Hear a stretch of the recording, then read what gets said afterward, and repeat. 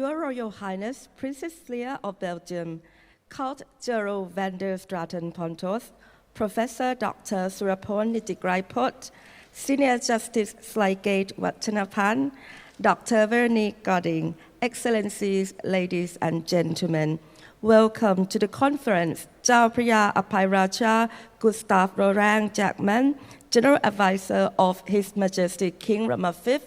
and unheard stories of Lady Abhai Raja and her daughter's Siamese life. My name is Jarupapa Rakpong from the Faculty of Law, Thammasat University. I will be your MC for this event. This conference is the result of a close collaboration between the Chao Phya Abhai Raja Siamarikun Gich Foundation and the Faculty of Law of Thammasat University.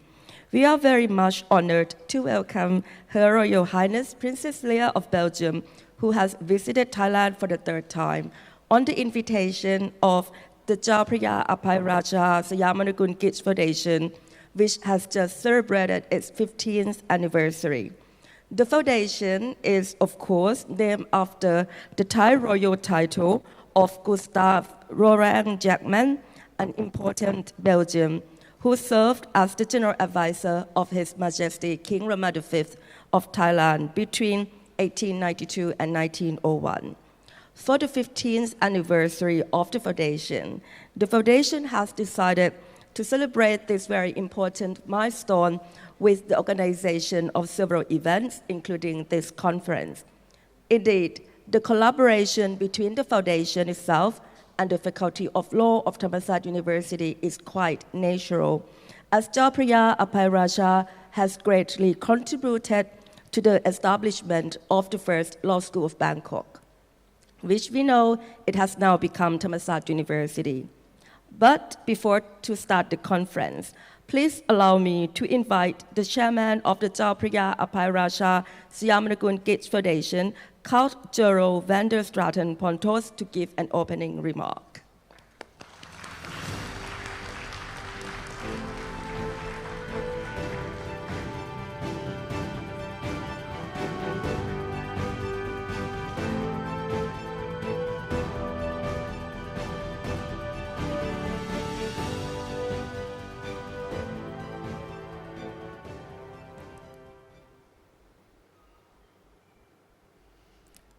Your Royal Highness,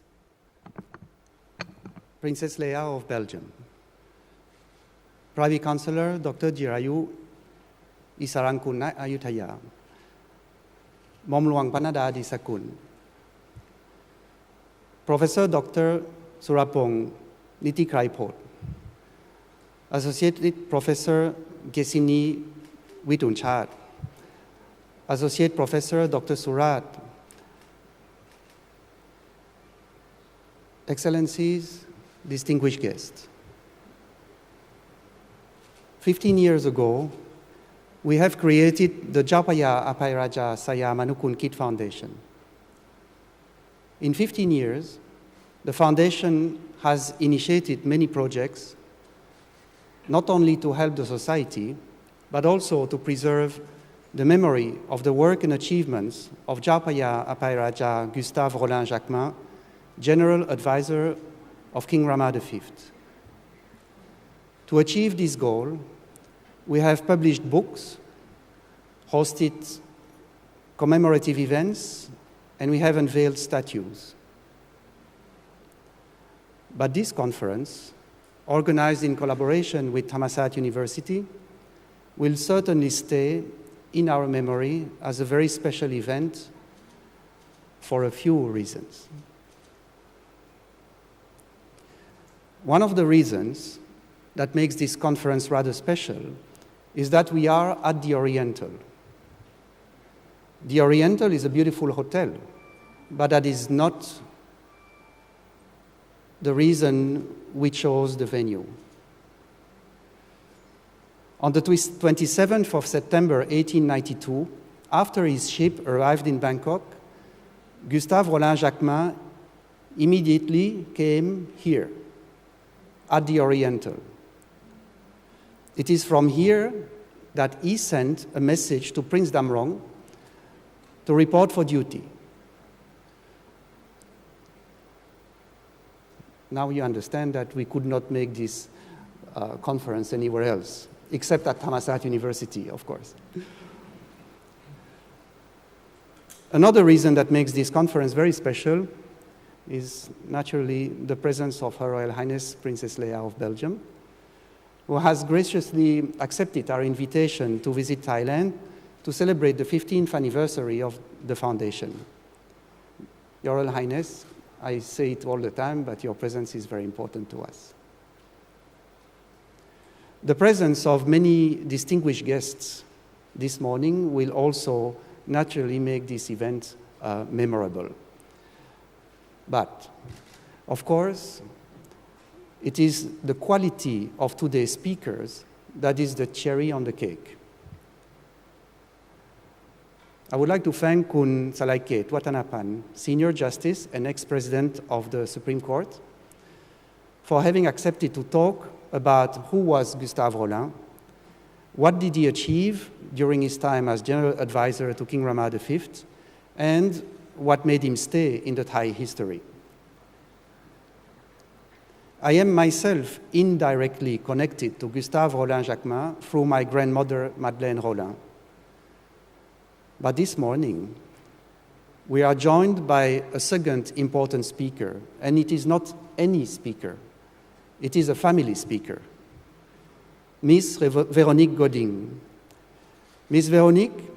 may be a cousin of mine, but it is most important to say that she is a direct descendant of Gustave and Émilie, a direct descendant of Chao Phya Abhai Raja and Lady Abhai Raja. I believe that we are very fortunate to have two speakers of such a level today. They will not only tell us more about the General Advisor of King Rama V, but we will also listen to truly unheard stories of the life of Lady Abhai Raja and her two daughters while in Siam.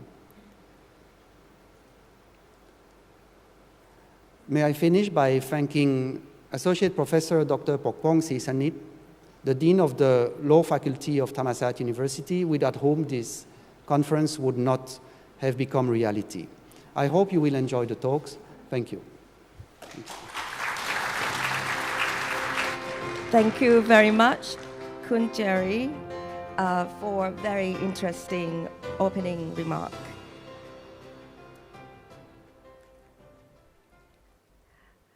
I'm looking forward to the day ahead. I think we are going to listen to very interesting stories, and then the unheard story for me is particularly fascinating.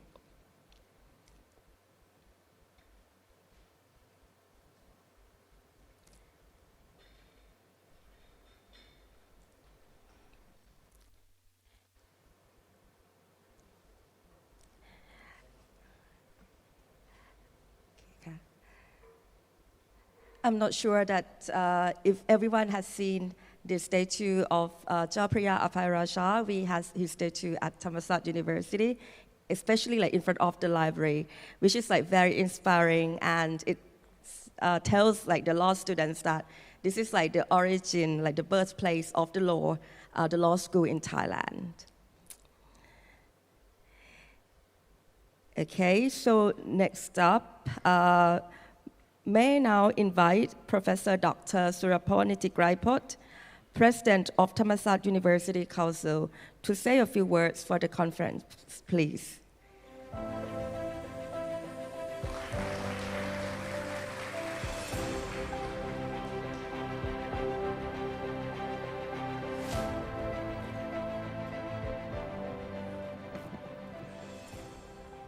Votre Inter Royal Princess Leia de Belgique, Votre Excellent Comte Chirayu, Your Excellency, Privy Councilor Chirayu, Your Excellency, the former President of Supreme Court of Thailand, Slaikate, Excellencies, distinguished guests, on behalf of Thammasat University, I am truly honored and delighted to participate in opening conference on Chao Phya Abhai Raja, General Advisor to Her Majesty King Rama V, and unheard stories of Lady Abhai Raja and her daughter's Siamese life today. This event was instigated through a collaboration between the Faculty of Law, Thammasat University, and the Chao Phya Abhai Raja Sayam Manukul Kit Foundation, with the objective of disseminating and commemorating the history and contributions of Chao Phya Abhai Raja Sayam Manukul Kit Sayam Mit Mahayot, or Gustave Henri Ange Hippolyte Rolin-Jaequemyns, or as he is usually known to Thai people, Rolin-Jaequemyns.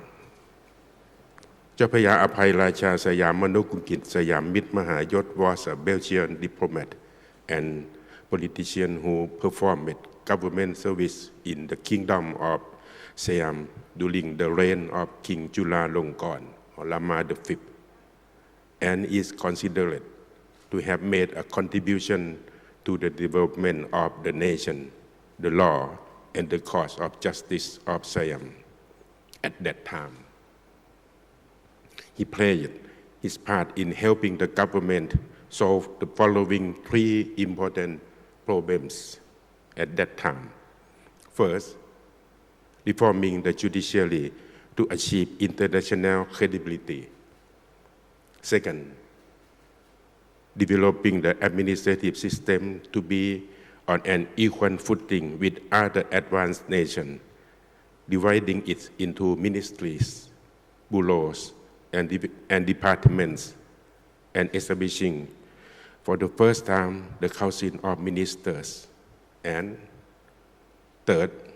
addressing problems in the field of foreign affairs after European countries sent consul generals to oversee matters in their field of trade. They managed issues that related to themselves as to under their own sovereignty and did not permit persons within the scope of their authority to be brought to the Thai courts. This resulted in conflict and causes antagonism between the Thai government and the foreign consuls. Therefore, the Thai government appointed Chao Phya Abhai Raja to be a general advisor for the first time. It can be said that this is a heavy responsibility, carrying with it the status of a Thai ambassador plenipotentiary of the Ministry of Foreign Affairs. This role of Chao Phya Abhai Raja was very important in helping the Thai government negotiate and come to an understanding with the French government during the crisis of the year 112 of the Ratanakosin era, or 1893 Christian era, helping Thailand maintain its independence safely. I sincerely hope that this event will achieve its objective and mark the starting point of a closer relationship between Thammasat University through the Faculty of Law and the Chao Phya Abhai Raja Sayam Manukul Kit Foundation for collaboration in publicizing the work of Chao Phya Abhai Raja Sayam Manukul Kit Sayam Mit Mahayot in the future. I would like to declare open the conference Chao Phya Abhai Raja, General Advisor of His Majesty King Rama V, and unheard story of Lady Abhai Raja and her daughter's Siamese life. Thank you. Thank you, Professor Dr. Surapon Nitigraipot, President of Thammasat University Council, for the opening address. May I now invite Count Gerald van der Straten Pontos on the stage to offer Professor Dr. Surapon Nitigraipot with a gift, please.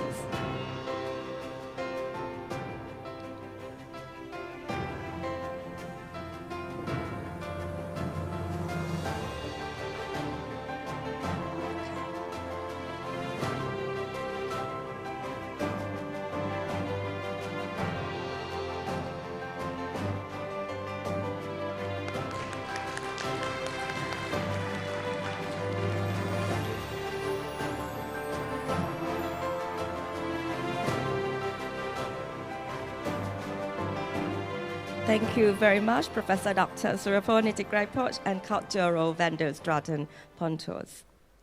Ladies and gentlemen, we would now like to start the program for this conference, which promises to be truly fascinating. First, please allow me to invite Senior Justice Slaikate Wattanapan, the former President of Thai Supreme Court, to talk about the Chao Phya Abhai Raja's life and achievement. Please, Senior Justice Slaikate Wattanapan, the stage is yours. Thank you.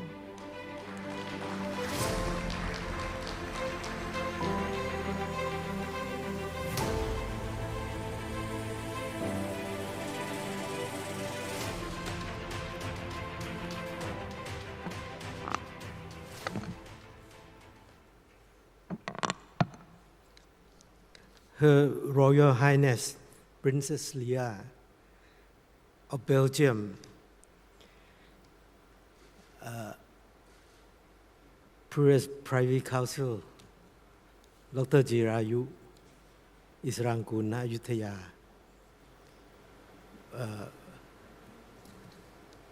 Dr. Surapon Nitigrai-Poch, President of the Thammasat University Council, Dr. Pokpong Srisanit, Dean of Law Faculty, Thammasat University, distinguished guests, ladies and gentlemen. It's great honor and privilege for me to be part of this memorable day of a great statesman, Gustave Rolin-Jaequemyns, or Chao Phya Abhai Raja. First of all, I'd like to confess to the audience that I'm not the legal historian. I learned the story of Gustave Rolin-Jaequemyns a little bit in the university, in class. And after that, I forget it. However, a few years ago, 7 years ago, I was a leader of the justices of the Supreme Court of Thailand, visiting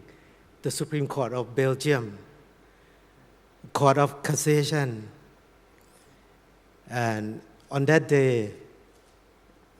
I kept a good memory for myself because the first president of the Cassation Court and his prestigious colleagues gave us warmth and hospitality himself. And he introduced himself that he's a cousin of Gustave Rolin-Jaequemyns. His name is, probably you can check whether or not it's true, Chevalier Jan de Court, the first president. And it made me very shameful because I could not discuss about the story of Rolin-Jaequemyns with him at that time. So when I finished the visit, I came back. I explored seriously about the performance of Gustave Rolin-Jaequemyns. And I have to thank the foundation, Chao Phya Abhai Raja, Sayam Manukun Kit Foundation, that collect all the data and rearrange the story of his ancestor. And I realized that this is the great man who did a lot of things for us, for Siam at that time. The thing that I realized about his biography, his personal life, He's a family man. He loved his wife very much. And I learned that his original family name is just Laurent. Gustave Laurent. And after he married, he added his wife family name after his family name. So it become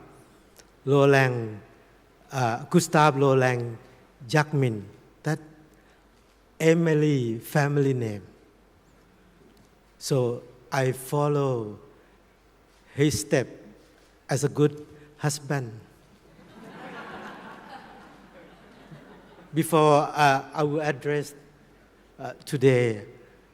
I told my wife I'm going to address the issue of Chao Phya Abhai Raja, and probably I have to speak in English. My wife laughed at me, and she told me that even though you speak in Thai, I'm not sure that people will understand what you're talking about. So today, Her Royal Highness Princess Leah, distinguished guests, ladies and gentlemen, may I request your permission, let me speak in Thai. And I will speak English sometime alternately as I wish. ครับผมปลอดโปร่งแล้ว ได้พูดภาษาไทยคือต้องขอบคุณนะครับอาจารย์ปกป้องที่โทรศัพท์ไปเชิญผมให้มาพูดในวันนี้แล้วก็สิ่งแรกเนี่ยผมไม่ทราบหรอกว่าจะมาพูดเรื่องอะไรแต่ว่าอาจารย์ปกป้องบอกว่าคณะนิติศาสตร์ธรรมศาสตร์เชิญวิญญาณของความเป็นธรรมศาสตร์มันสิงก็เลยบอกว่าอาจารย์ให้ทำอะไรก็ได้แต่พอบอกว่าต้องพูดเรื่องพญาอภัยราชาผมก็บอกว่าแล้วผมจะเอาอะไรไปพูดนะครับก็เลยบอกท่านว่าถ้าท่านสามารถหาคนอื่นที่มีความรู้มีความเข้าใจมากๆเกี่ยวกับพญาอภัยราชาเนี่ยผมก็ยินดีที่จะเป็นตัวสำรองเลยแล้วก็เต็มใจทุกอย่างแล้วก็ในวันนี้ผมจะเรียนพวกท่านทั้งหลายว่ามีผู้เข้ามาร่วมนั่งฟังในวันนี้หลายท่านที่มีความรู้ลึกซึ้งเกี่ยวกับเจ้าพญาอภัยราชาอย่างเช่นอาจารย์กิติศักดิ์ปกติท่านหนึ่งแหละอย่างเช่นท่านนิกรนี่เป็นผู้พิพากษาอยู่ที่ศาลยุติธรรมเคยทำงานร่วมกับผมท่านก็ศึกษาประวัติของเจ้าพญาอภัยราชาอย่างดีแล้วท่านเพิ่งบอกผมเมื่อกี้นี่เองหน้าห้องบอกว่าท่านมีแพลนที่จะไปเบลเยียมเพื่อไปดูว่าประวัติของพญาอภัยราชาหรือกุสตาฟลูลิงยักจักมินเนี่ยนะครับอยู่ที่ไหนทำอะไรบ้างท่านจะไป explore โดยลึกซึ้งเลยนะครับอันนี้แหละครับคือบุคคลที่น่าสนใจสำหรับมูลนิธิที่ท่านคิดว่าต่อไปข้างหน้าเนี่ยท่านอยากจะได้คนที่เป็นสะพานที่เชื่อมข้อมูลการสื่อสารระหว่างครอบครัวของโรแลนด์ยักษ์มินกับประเทศไทยนะครับเอาละนะครับไหนๆขึ้นมาแล้วผมเป็นนักกฎหมายผมก็จะขอโฟกัสอยู่ที่เรื่องของกฎหมายเมื่อกี้นี้ท่านอาจารย์สุรพลได้พูดไปบ้างแล้วเกี่ยวกับเรื่องสิ่งที่เจ้าพญาอภัยราชาเนี่ยได้สร้างให้กับได้ทำให้กับประเทศไทยคือเรื่องการพัฒนาระบบกฎหมายแล้วก็ศาลยุติธรรมผมกำลังจะพูดว่ามันมีเหตุผลสำคัญมากพอเราได้กุสตาฟโลแลงยักมินเข้ามาในประเทศไทยสิ่งแรกที่ท่านทำการบ้านนะครับท่านรู้ไหมก่อนที่ท่านจะเข้ามาเนี่ย ท่านแสดงตัวตนของท่านต่อพระบาทสมเด็จพระเจ้าอยู่หัวรัชกาลที่5เนี่ยอย่างชัดเจนมากท่านเขียน proposal present ตัวท่านเองว่าหลังจากที่กรมพระยาดำรงเนี่ยได้ติดต่อเจรจาแล้วท่าน say yes ในเบื้องต้นแล้วนะครับแล้วก็มีการทำรายละเอียดว่าท่านตกลงจะมาทำงานถวายพระเจ้าอยู่หัวของเรารัชกาลที่5ท่านเขียนมาใน proposal ว่าข้อที่1นะครับท่านขอเงินเดือนปีละ 3,000 ปอนด์แล้วท่านเงิน 3,000 ปอนด์สมัยก่อนท่านลองนึกนะครับสมัยร.5 เนี่ยผมว่ามันน่าจะเป็นหลักล้านนะแล้วเสร็จแล้วปรากฏว่าท่านขอเนี่ยท่านไม่ขอธรรมดาท่านมีจิตวิทยาสูงมากท่านบอกว่าที่ขอ 3,000 ปอนด์ต่อปีเนี่ยนะท่านมีเหตุผลนะว่าท่านพูดได้หลายภาษาเพราะฉะนั้นถ้าเอาท่านมาทำงานแล้วเนี่ยรัฐบาลไทยไม่ต้องจ้างล่ามอีกตั้งหลายภาษาท่านพูดแน่นอนที่สุดเบลเยียมเฟมิชใช่ไหมครับฝรั่งเศสอังกฤษแล้วก็ผมไม่ทราบว่าจะมีภาษาอะไรอีกแต่ว่าท่านพูดได้หลายภาษานี่เหตุผลข้อแรกที่ทำไมต้องให้ท่าน 3,000 ปอนด์ตอนนั้นท่านมนัดดาครับกรมพระยาดำรงเนี่ยต่อรองว่าอาจจะตอนนั้นรายงานมาถึงเสด็จพ่อนะครับว่าอาจจะต่อได้นะ 2,500 ปอนด์ถึง 3,000 ปอนด์นะแต่ปรากฏว่าโดนมุกนี้ว่าท่านไม่ต้องใช้ล่ามข้อที่1ข้อที่2ท่านเขียนนะ proposal ในการสัญญาจ้างแรงงานนะครับบอกว่าขอบ้านพร้อมเครื่องตกแต่งขอบ้านพักตากอากาศ1หลัง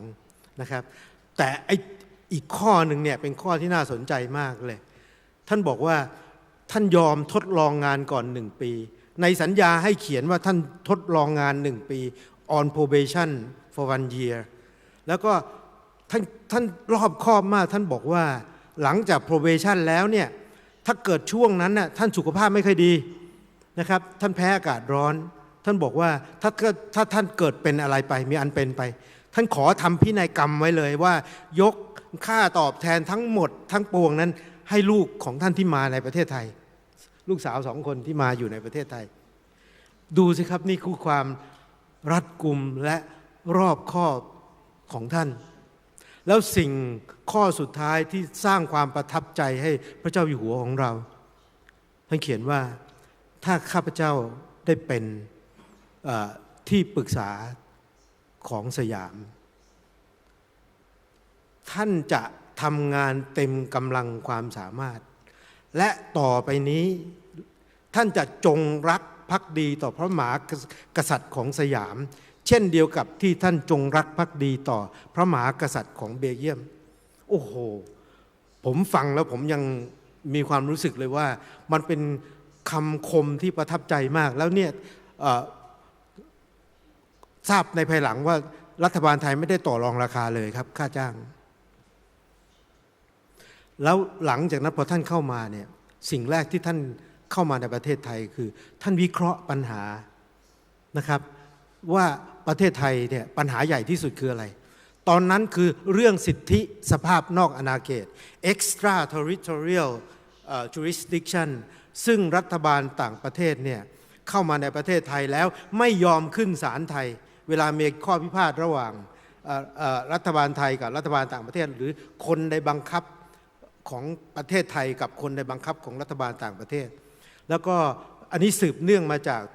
สมัยพระบาทสมเด็จพระจอมเกล้าเจ้าอยู่หัวพระมงกุฎพระมหารัชกาลที่4ของเรานะครับคือทำการค้าต้องจำใจต้องยอมเซ็นสัญญายอมรับสิทธิสภาพนอกอาณาเขตหลังจากนั้นเนี่ยนะครับมันก็เลยกลายเป็นต้นแบบของรัฐบาลต่างประเทศที่เข้ามาแต่ประเทศไทยทุกประเทศที่เรียกร้องสิทธิสภาพนอกอาณาเขตทั้งหมดเราก็จำเป็นต้องยอมแล้วเรื่องนี้เนี่ยกุสตาฟ โรลิงยักแมนเนี่ยเห็นว่าเป็นปัญหาสำคัญของประเทศตรงไหนรู้ไหมครับ1เกิดข้อพิพาทแล้ว นะครับตัดสินโดยไม่ได้ใช้กฎหมายไทยข้อที่หนึ่งข้อที่สองส่วนใหญ่แล้วเวลาตัดสินเนี่ยคนต่างชาติเป็นผู้ชนะคดีเกือบทั้งหมดแล้วท่านวิเคราะห์ต่ออันนี้แหลมคมมากท่านวิเคราะห์ต่อว่าถ้าเป็นเช่นนี้ต่อไปในอนาคตข้างหน้าแล้วคนไทยล่ะจะรู้สึกยังไงคนไทยก็จะเกิดความรู้สึกว่าการที่ได้อยู่ในบังคับของรัฐบาลต่างประเทศมีสิทธิและประโยชน์ดีกว่าคนไทยโอ้โหชี้ตรงนี้นี่แหละคือการบั่นทอนอำนาจอธิปไตยของประเทศไทยและจะบั่นทอนพระราชอำนาจของพระมหากษัตริย์ต่อไปในอนาคตท่านเห็นไหมครับว่าถ้าตรงนี้ผมเชื่อว่าเป็นเหตุผลสำคัญที่ทำให้พระบาทสมเด็จพระจุลจอมเกล้าเจ้าอยู่หัวเนี่ยยอมรับเลยว่านี่แหละคือใช่ปัญหาจริงๆที่แท้จริงแล้วท่านก็เลยเสนอว่าจะแก้ปัญหาเรื่องจะปลดล็อกเรื่องสิทธิสภาพนอกอาณาเขตได้ยังไง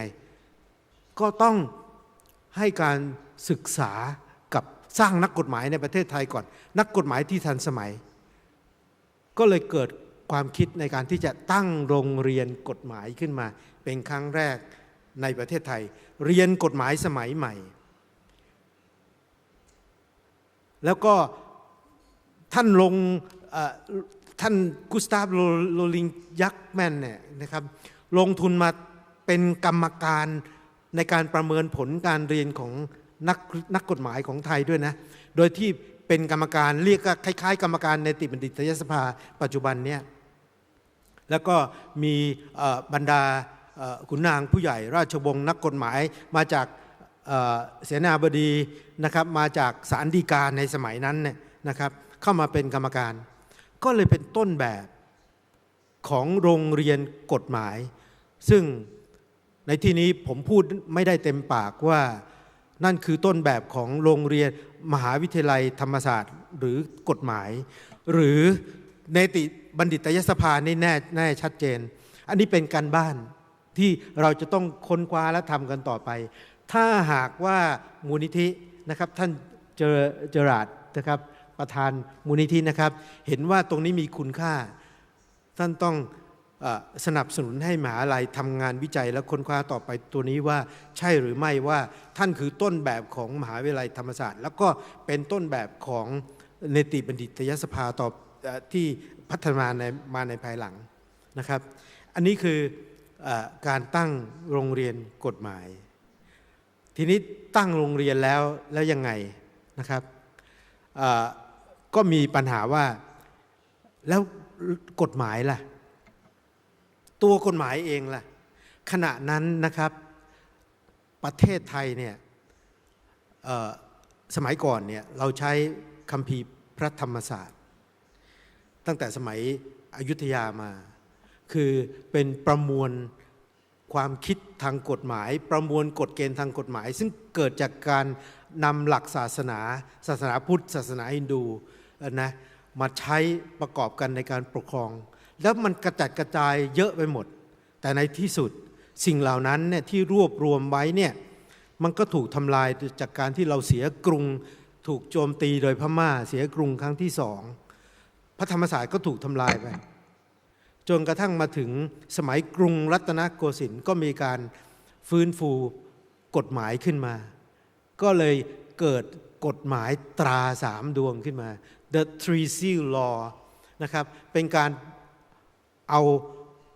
อานักกฎหมายในราชสำนักเนี่ยไปรวบรวมค้นคว้ามาแล้วก็เขียนขึ้นมาเป็นกฎหมายตราสามดวงแล้วก็ใช้เป็นแบบในการปกครองแต่สมัยนั้นเนี่ยปัญหามันเกิดขึ้นมาว่ามันเขียนขึ้นด้วยความจำแล้วก็ขนบธรรมเนียมประเพณีมันก็เลยไม่มีแบบก็เลยต้องมาหาว่าแล้วประเทศไทยเนี่ยจะใช้อะไรดีขณะนั้นนะครับท่านผู้มีเกียรติที่เคารพครับพระองค์เจ้าระพีกรมหลวงราชบุรีดิเรกฤทธิ์เนี่ยได้รับการส่งไปเรียนที่อังกฤษใช่ไหมครับแล้วก็ท่านจบที่มหาวิทยาลัยออกฟอร์ดแล้วกลับมาที่ประเทศไทยท่านก็คุ้นเคยกับระบบคอมมอนลอแต่ขณะเดียวกันท่านที่ปรึกษาใหญ่คือกุสตาฟ โรลินยักมินเนี่ยเป็นนักกฎหมายจากเบลเยียมภาคพื้นยุโรปเป็นซิวิลลอก็มีนัยยะของจะไปทางระบบประมวลกฎหมายหรือระบบกฎหมายจารีตประเพณีดีแล้วนอกจากนั้นขณะนั้นประเทศไทยก็มีที่ปรึกษาที่เป็นญี่ปุ่นด้วยแล้วญี่ปุ่นขณะนั้นยกร่างประมวลกฎหมายเรียบร้อยแล้วใช้ระบบกฎหมายลายลักษณ์อักษรผมว่าพระอัจฉริยภาพของรัชกาลที่5นี่สูงส่งจริงๆหลังจากชั่งน้ำหนักแล้วเนี่ยท่านไม่ได้เอาตามพระราชโอรสนะท่านตัดสินใจว่าประเทศไทยต้องใช้ระบบประมวลกฎหมายต้องใช้ระบบกฎหมายที่เป็นลายลักษณ์อักษรจึงเป็นที่มาของการตั้งคณะกรรมการตั้งคณะทำงานขึ้นมายกร่างกฎหมายต่างๆรวมทั้งยกร่างประมวลกฎหมายอาญาและประมวลกฎหมายแพ่งในที่สุดที่วิวัฒนาการมาให้เราใช้จนกระทั่งปัจจุบันนี้นี่แหละคือการแรงบันดาลใจที่เกิดจากกุสตาฟ โรลิง ยักแมนแต่ผมจะเรียนท่านผู้มีเกียรตินะครับ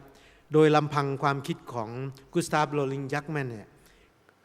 ลำพังความคิดก็จะไม่เกิดอะไรเลยเพราะว่าท่านเป็นนะครับGeneral Advisor to the King นะฟังดูเหมือนใหญ่มากแต่เป็นตำแหน่งที่ใหญ่แต่ไม่มีอำนาจอะไรเลยนะครับทางกฎหมายท่านสั่งใครไม่ได้นะในราชสำนักที่ท่านสั่งใครไม่ได้ท่านได้แต่กระซิบหรือกราบบังคมทูลพระเจ้าอยู่หัวอย่างเดียวว่าควรจะทำอย่างนั้นควรจะทำอย่างนี้ท่านนึกภาพออกไหมว่าท่านกุสตาฟ โรลิง ยักแมนในสมัยนั้นนะในสายตาของข้าราชบริพารราชสำนักจะเป็นยังไงท่านว่าเป็นพระเจ้าไหมเป็นเทวดาไหมแน่นอนที่สุดท่านมาพร้อมที่จะเปลี่ยนแปลงไอ้นู่นเปลี่ยนแปลงไอ้นี่เต็มไปหมดแล้วลึกๆจริงๆนะครับเปลี่ยนอะไรนี่มันยากนะครับแล้วไปกระทบถึงสิทธิและประโยชน์นะครับผมคิดว่ามีครั้งหนึ่งครับเสนาบดีของรัชกาลที่5เนี่ยไปตรวจราชการหัวเมืองแล้วปรากฏว่าก็ให้ข้อแนะนำไอ้นู่นไอ้นี่อะไรต่างๆเจ้าเมืองคนหนึ่งนะครับพูดขึ้นมาว่าไอ้เนี่ยมันเป็นความเห็นของที่ปรึกษาราชการแผ่นดินน่าจะมาจากอย่างนั้นใช่ไหมแล้วก็พูดสำทับว่ากุสตาฟ โรลิง ยักแมนเนี่ยเป็น second king ผมไม่รู้ว่าพูดอย่างจริงใจหรือประชดนะคือแสดงว่าในขณะนั้นเนี่ยท่านมีอิทธิพลทางความคิดต่อพระเจ้าอยู่หัวเนี่ยสูงมากจนกระทั่งราชสำนักข้าราชบริพารนี่รู้เลยว่าถ้าคิดให้ทำไอ้นั่นทำไอ้นี่แหละมาจากคนนี้แน่นะครับอันนี้คือผมพูดให้ท่านภูมิใจนะท่าน Her Royal Highness I want to speak for the proudness of Belgium คืออันนี้แสดงให้เห็นว่าอิทธิพลเป็นผู้ที่ทรงอิทธิพลจริงๆแต่ไม่มีอำนาจทางกฎหมายนะครับผมนิยามอย่างนั้นนะครับแล้วก็อีกเรื่องหนึ่งคืออันนี้คือการแก้ประมวลการแก้กฎหมายแล้วนะครับอีกเรื่องหนึ่งที่มีผลต่อศาลยุติธรรมของประเทศไทยมากคือตอนนั้นเนี่ยนะครับก็มีคำถามว่าระบบศาลเนี่ยเราจะเอาสิทธิยกเลิกศาลกงสุลเอาสิทธิสภาพนอกอาณาเขตคืนมาได้อย่างไรก็ต้องปรับปรุงระบบศาลใช่ไหมครับท่านกุสตาฟ โรลิง ยักมินเนี่ยมีข้อเสนอแนะพระเจ้าอยู่หัวอย่างนี้นะครับผมว่าน่าสนใจมากเลยผมลองโค้ดมานะท่านบอกว่าสภาพปัญหาของสยามในขณะนั้นนะมีคดีอุกชะกันปล้นฆ่าชิงทรัพย์มากขึ้นกว่าเก่าที่เคยมี อันนี้ข้อแรกคืออาชญากรรมเพิ่มข้อที่สองผู้บริหารบ้านเมืองท่านใช้คำนี้นะผู้บริหารบ้านเมืองคือข้าราชการทั้งหลายนะครับละเลยต่อหน้าที่ในการปราบปรามอาชญากรรมอย่างจริงจังเมื่อเกิดเหตุแล้วก็ไม่พยายามจับตัวคนร้ายมาลงโทษให้ได้โดยมีเหตุจากการเห็นแก่อามิสสินจ้างเพราะฉะนั้นเราอยู่ในโลกที่ทันสมัยนะเพราะยุคนี้เราก็มีอามิสสินจ้างเหมือนกันแล้วก็แนบเนียนกว่าซะด้วยซ้ำท่านโรแลนด์ จักแมนบอกว่า corruption is one of the problem at that time นะคือแล้วก็บอกว่าไม่มีเจ้าหน้าที่เพียงพอแล้วบอกว่าไม่เอาใจใส่มีคดีเกิดแล้วก็ไม่ไต่สวนคดีภายในเวลาอันสมควรไม่ลงโทษตามความหนักเบาของการกระทำความผิดอันนี้คือแล้วก็แม้ว่าตัดสินว่าผิดแล้วก็ไม่เอาคนที่ผิดไปลงโทษอันนี้คือการบังคับใช้กฎหมายโดยสรุปแล้วนะครับกุสตาฟ โรลิน จักแมนนะเสนอปัญหาว่าระบบศาลล้มเหลวตั้งแต่การฟ้องคดีการบังคับคดีการพิจารณาคดีแล้วก็การไต่สวนด้วยนะครับแล้วก็บอกว่าการชำระคดีการพิจารณาคดีไม่มีกำหนดระยะเวลาที่แน่นอนในศาลประชาชนรอคอยบางครั้งหลายปีแล้วก็ไม่รู้ด้วยไม่รู้จะไปติดตามข่าวสารที่ไหนนะครับไลน์ก็ไม่มีนะแล้วผมเคยดูสารคดีนะครับเวลาสมัยก่อนมีการตั้งผู้พิพากษาใช่ไหมครับการพิจารณาคดีเนี่ยผู้พิพากษาก็จะให้โจทก์และจำเลยและพยานเนี่ย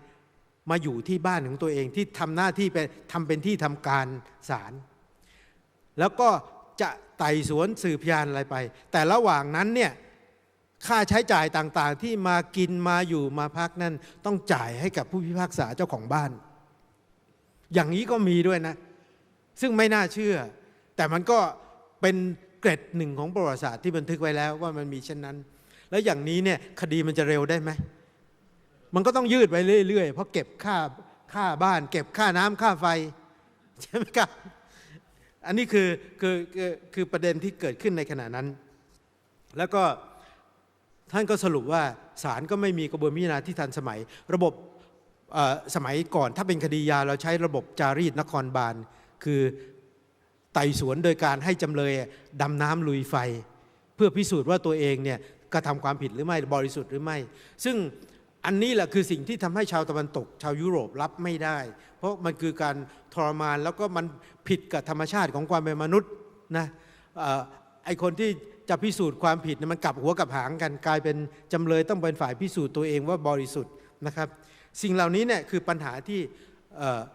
กุสตาฟ โรลิน จักแมนเสนอให้กับพระเจ้าอยู่หัวเสร็จแล้ว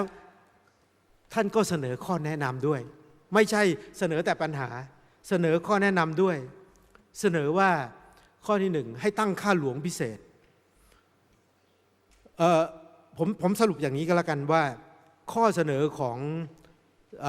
พระยาอภัยราชาเนี่ย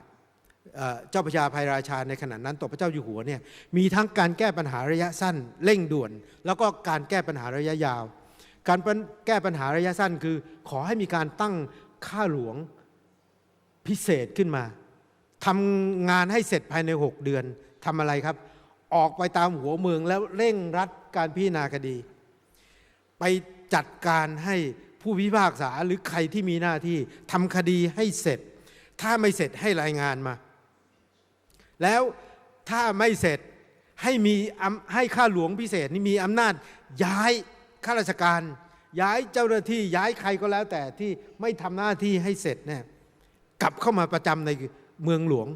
แล้วมีอำนาจที่จะตั้งคนไปแทนได้ด้วยคิดดูแล้วกันว่าแต่อันนี้คือข้อเสนอนะแต่ผมไม่แน่ใจว่าในชีวิตในความเป็นจริงแล้วเนี่ยในหลวงของเราร.5จะสั่ง อย่างนี้หรือเปล่าแต่ได้ความว่ามีการตั้งข้าหลวงพิเศษแน่นอนแต่มอบหมายอำนาจหน้าที่เนี่ยลงไปมากน้อยแค่ไหนอันนี้ก็เป็นภาระของคณะทำงานของมูลนิธิกับมหาวิทยาลัยธรรมศาสตร์ต้องทำการบ้านต่อนะครับแล้วก็ข้อสำคัญคือมูลนิธิออกทุนให้ด้วยนะครับ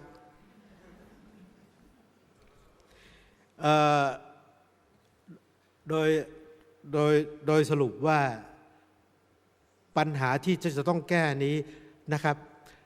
นอกจากวิธีเร่งด่วนแล้วเนี่ยท่านก็แก้ว่าให้มีการกำหนดระยะเวลาให้มีการรายงานคดีเป็นครั้งแรกนะครับที่ทางการเนี่ยสั่งให้ผู้พิพากษาหรือเจ้าหน้าที่มีการรายงานผลคดีแล้วถ้าเทียบกับในยุคปัจจุบันเนี่ยขณะนี้นักกฎหมายเราคงทราบใช่ไหมครับว่าคณะกรรมการปฏิรูปกระบวนการยุติธรรมในประเทศไทยเนี่ยเสนอให้มีการกำหนดขั้นตอนต่างๆในการพิจารณาคดีของศาลแต่ว่าจะได้มากน้อยแค่ไหนเป็นอีกเรื่องหนึ่งแต่ความคิดยุคนั้นมันทันสมัยแล้วก็สอดคล้องกับยุคปัจจุบันนี้เลยนะครับที่ต้องมีกำหนดระยะเวลาของการพิจารณาคดีที่แน่นอนแล้วก็สอดคล้องกับปฏิญญาสากลว่าโดยการคุ้มครองสิทธิพลเมืองในกระบวนการยุติธรรมที่ศาลต้องเร่งรัดการพิจารณาคดีต้องมีกำหนดระยะเวลาต้องมีขั้นตอนให้ประชาชนสามารถตรวจสอบได้นี่คือการคุ้มครองสิทธิพลเมืองผมจึงอยากจะตั้งข้อสังเกตว่าแนวคิดของกุสตาฟ โรลิง จักแมนเนี่ยนะครับมันช่างทันสมัยแล้วก็เอามาใช้ได้ในปัจจุบันถ้าท่านอยู่ในวงการธุรกิจท่านอยากจะทราบว่า World Bank แนะนำว่าการที่จะให้ประเทศเนี่ยเหมาะสมกับการลงทุนเนี่ยจะต้องประเมินด้วยองค์ประกอบอะไรบ้างมีองค์ประกอบข้อหนึ่งว่าประเมินศาลยุติธรรมครับประเมินกระบวนการยุติธรรมเช่นมีกระบวนการพิจารณาที่รวดเร็วหรือไม่เสียค่าใช้จ่ายในศาลมากจนเกินที่ประชาชนจะแบกรับหรือไม่นะครับแล้วก็บอกว่าแน่นอนยุคปัจจุบันเนี่ยWorld Bank ประเมินว่าในศาลเนี่ยใช้ระบบอิเล็กทรอนิกส์หรือเปล่าแต่ยุคนั้นยังไม่มีนะครับก็เลยโรแลงยักษ์มินเลยไม่ได้แนะนำร.5นะครับหลายเรื่องที่ท่านแนะนำเนี่ยมันช่างทันสมัยจริงๆผมจึงอยากจะสรุปว่าในประเด็นนี้เกี่ยวกับเรื่องการก้าวหน้าของศาลการพัฒนาของศาลเนี่ยท่านเป็นผู้ที่ริเริ่มและแนะนำแต่อีกครั้งหนึ่งผมย้ำลำพังท่านโรแลงท่านกุสตาฟ โรลิง ยักษ์เม่นเนี่ยทำเองไม่ได้เพราะว่าเป็นยักษ์ที่ไม่มีกระบองท่านเป็นยักษ์ที่ไม่มีกระบองท่านเสนอได้แต่ท่านไม่มีอำนาจดังนั้นท่านต้องอาศัยมือใครรู้ไหมครับมือพระองค์เจ้าระพีกรมหลวงราชบุรีดิเรกฤทธิ์ซึ่งต่อมาได้เป็นเสนาบดีกระทรวงยุติธรรมแล้วก็บังเอิญนะครับพระองค์เจ้ากรมหลวงราชบุรีดิเรกฤทธิ์เนี่ยฟังท่านแล้วก็เชื่อมั่นในองค์ความรู้ของท่านก็เอาสิ่งที่ท่านแนะนำทั้งหลายเนี่ยมาถอดออกเป็นกฎหมายมาถอดออกเป็นนโยบายมาถอดออกเป็นทางปฏิบัติจนกระทั่งเกิดการพัฒนาระบบศาลในปัจจุบันนี้นะครับนั่นคือเป็นวิวัฒนาการที่เกิดขึ้นท่านผู้มีเกียรติครับเกี่ยวกับเรื่องกฎหมายเรื่องศาลนะครับผมจะทิ้งไว้แค่นี้เพราะว่าเวลาคงไม่ได้ให้ผมเยอะแต่ว่าผมอยากจะจบด้วยข้อสังเกตส่วนตัวของผมที่ผมมองผ่านเลนออกไปแล้วมองเจ้าพระยาอภัยราชา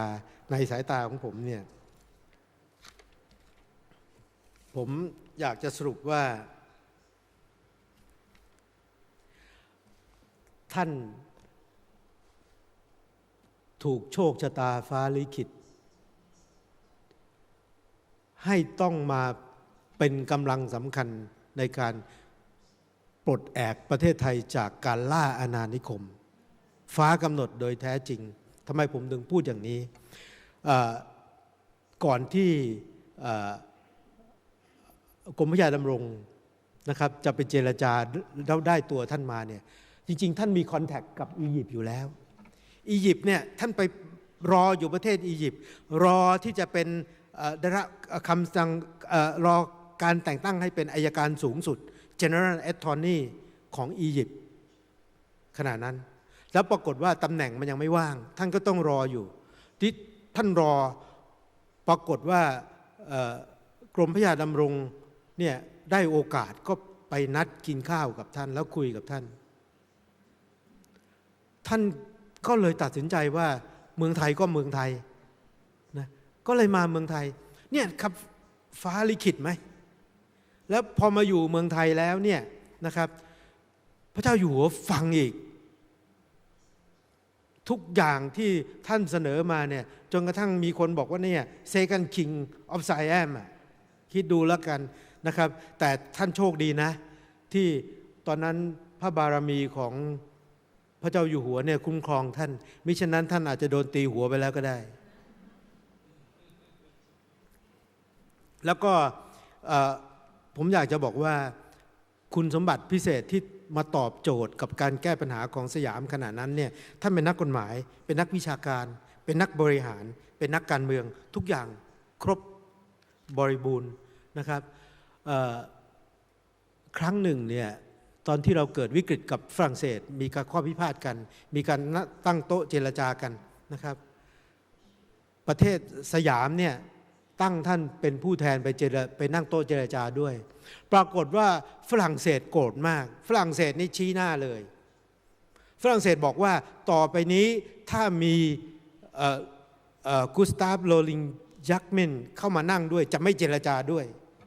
เพราะฉะนั้นคุณพรโทษครับ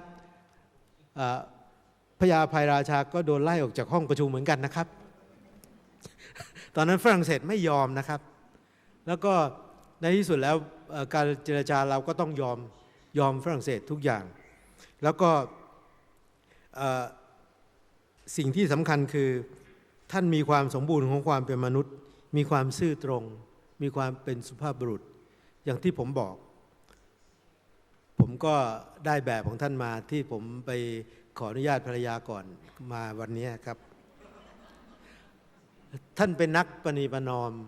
เป็นนักให้เหตุผลอันนี้สำคัญมากเพราะว่าประวัติของท่านเนี่ยท่านตั้งสถาบันกฎหมายระหว่างประเทศแล้วท่านได้รับการแต่งตั้งจากรัฐบาลเบลเยียมให้เป็นผู้พิพากษาศาลอนุญาโตตุลาการที่กรุงเฮกอันนี้คือคุณสมบัติพิเศษที่เป็นนักประนีประนอมนี่แหละคือคุณสมบัติที่ตรงกับความต้องการของประเทศไทยในขณะนั้นแล้วก็อีกเรื่องหนึ่งนะครับผมตั้งเป็นข้อสังเกตไว้สำหรับการทำงานวิจัยต่อไปสำหรับนักกฎหมายตอนนั้นพอเลือกว่าเราจะใช้ระบบลายลักษณ์อักษรหรือระบบคอมมอนลอแล้วตัดสินใจว่าเลือกระบบลายลักษณ์อักษรแล้วกุสตาฟ โรลิง ยักเมนเนี่ยตั้งข้อสังเกตว่าประเทศไทยจะไปก๊อปปี้ระบบกฎหมายของต่างประเทศมาไม่ได้อย่าเอาอย่างประเทศญี่ปุ่นก๊อปปี้นะครับบอกว่าการให้ความสำคัญกับจารีตประเพณีนั้นแล้วก็ผสมผสานระหว่างตะวันตกกับตะวันออกและความเป็นอยู่ในปัจจุบันนี้จะทำให้ประเทศไทยแข็งแรงและอยู่รอดได้เป็นที่มาของการยกร่างกฎหมายว่าในการตีความกฎหมายให้คำนึงถึงจารีตประเพณีด้วยนี่แหละคือเป็นจุดเล็กๆที่ถึงแสดงให้เห็นถึงความเข้าใจโลกของท่านนะครับอาจารย์ MC มองหน้าผมแล้วครับIn conclusion, Her Royal Highness Princess Leah, distinguished guests, ladies and gentlemen, I will conclude my speech today with my heartfelt thanks to what Gustave, Rolin, Jaequemyns and his people, his colleague, has done to Siam and help us develop, modernize our nation until now. And more important than that, he's a bridge that established the strong relationship between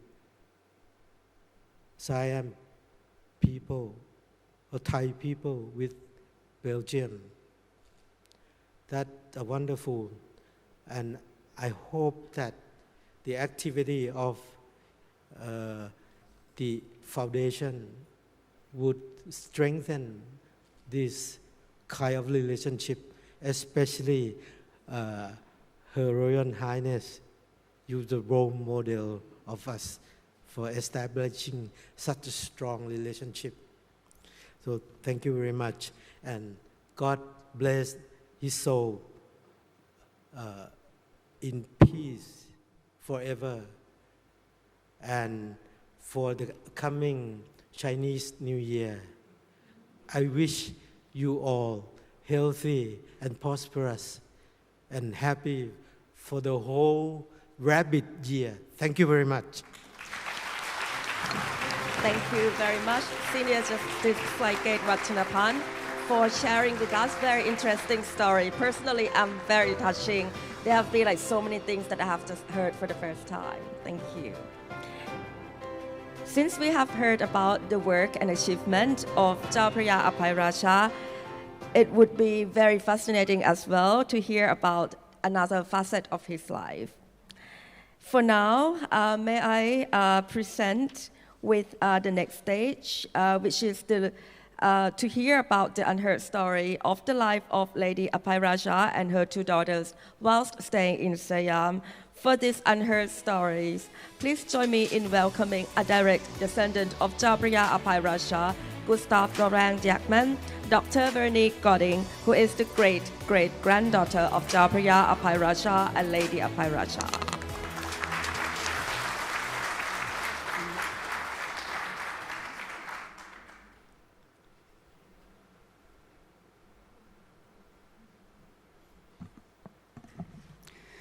Your Royal Highness, Excellencies, distinguished guests,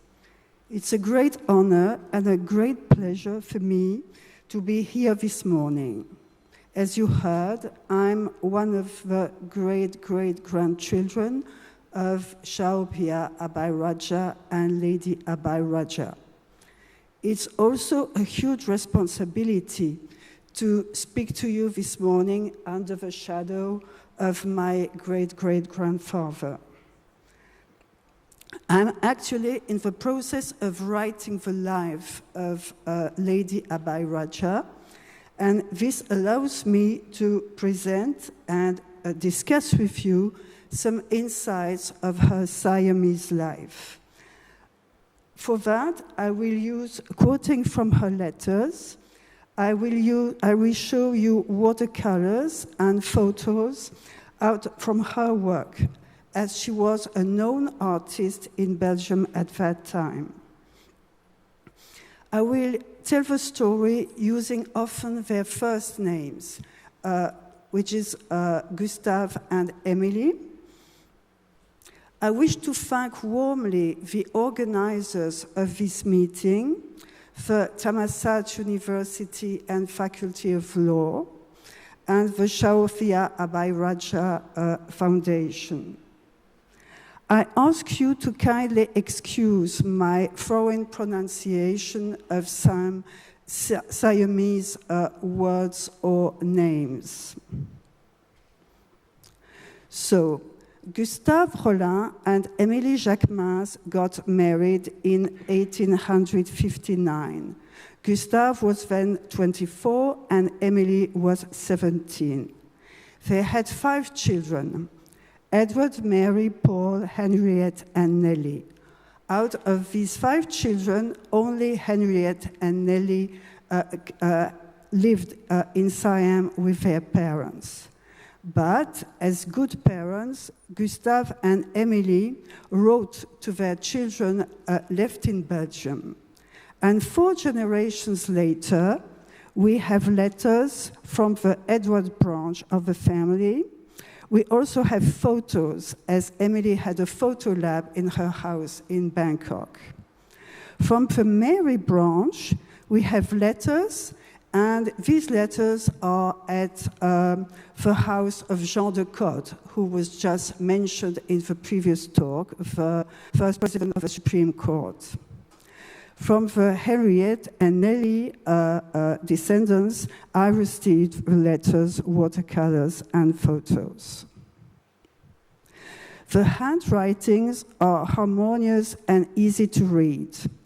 On the left hand, you see Emily's handwriting. In the middle, it's Gustave's handwriting. And on the right side, on top, it's Henriette's handwriting, and at the bottom, it's Nellie's handwriting.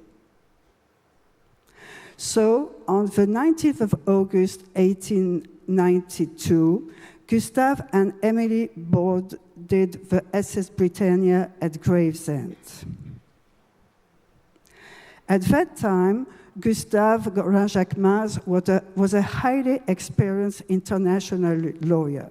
He had co-founded the International Institute of Law in 1873 and was its first honorary president. The institute was to be awarded the Nobel Prize for Peace in 1904. He was the director of the Revue de droit international et de législation comparée.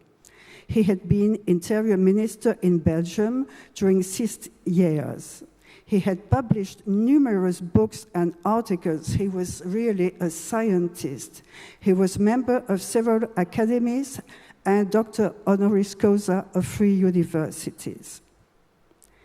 In 1892, Emilie Rolin-Jaequemyns was a well-known artist in Belgium.